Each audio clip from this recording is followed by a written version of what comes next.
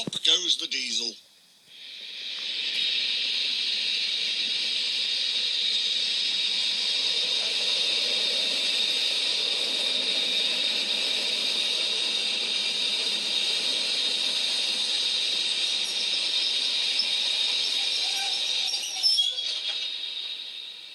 City of Truro's visit made Duck very proud of being Great Western.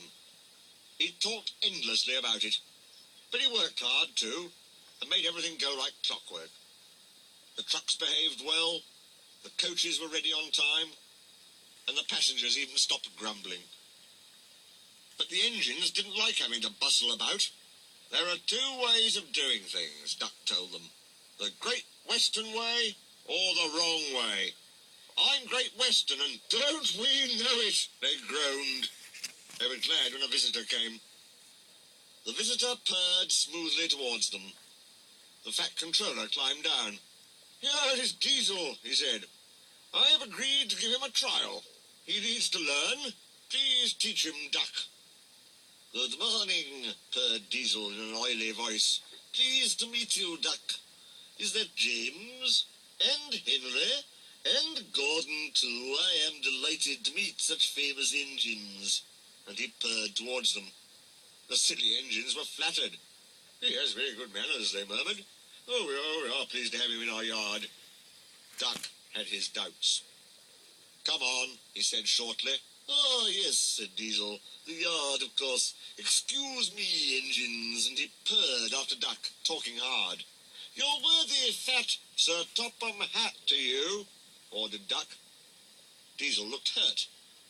Your worthy Sir Topham Hatt thinks I need to learn. He is mistaken. We Diesels don't need to learn. We know everything. We come to a yard and improve it. We are revolutionary. Oh, said Duck. If you're revo thingamy, perhaps you could collect my trucks while I fetch Gordon's coaches. Diesel, delighted to show off, purred away. With much banging and clashing, he collected a row of trucks. Duck left Gordon's coaches in the station and came back. Diesel was now trying to take some trucks from a siding nearby. They were old and empty. Clearly they had not been touched for a long time. Their brakes would not come off properly. Diesel found them hard to move. Pull, push, backwards, forwards. The trucks groaned. We can't. We won't. Duck watched the operation with interest. Diesel lost patience. He roared and gave a great heave. The trucks jerked forward. They screamed. We can't. We won't. Some of their brakes broke, and the gear hanging down bumped on the rails and sleepers. We can't. We won't. Their trailing brakes caught in the points and locked themselves solid. Roared Diesel. A rusted coupling broke, and he shot forward suddenly by himself. Chuckled Duck. Diesel recovered and tried to push the trucks back, but they wouldn't move, and he had to give up. Duck ran quietly round to where the other trucks all stood in line. Thank you for arranging these, Diesel, he said. I must go now. Don't you want this lot? No, thank you. Diesel gulped. And I've taken all this trouble? He almost shrieked. Why didn't you tell me? You never asked me.